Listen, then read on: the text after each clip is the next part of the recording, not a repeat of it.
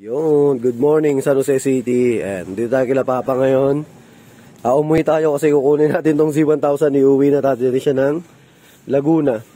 Tapos nag-modified ako ng lagayan ng top box. Ayan. So dati ito yung plate niya. Ayan. Ayan yung plate niya dati.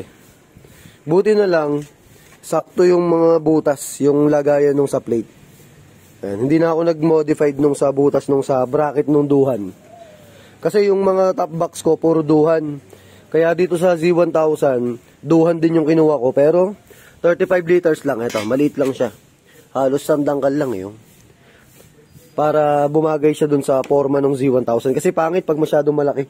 Meron kasi yung dun sa isang motor, 45. Kaya ginawa ko, duhan din yung kinuha ko dito. Para pag kailangan ko ng malaking top box, iisa lang sila ng bracket, ng plate. Pwede ko silang pagpalit-palitin. Ayan.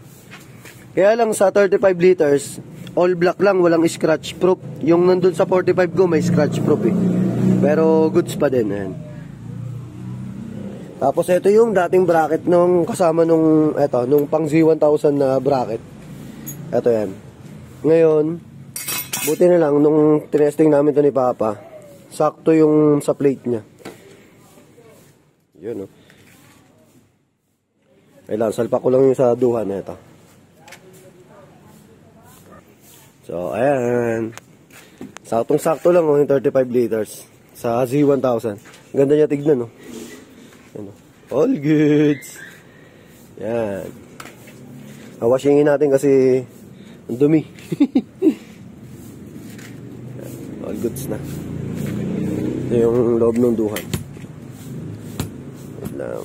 Ayan, oh. So, ganyan yung sa duhan. Tapos, yung lock na dito. Para hindi mapindot. Ayan.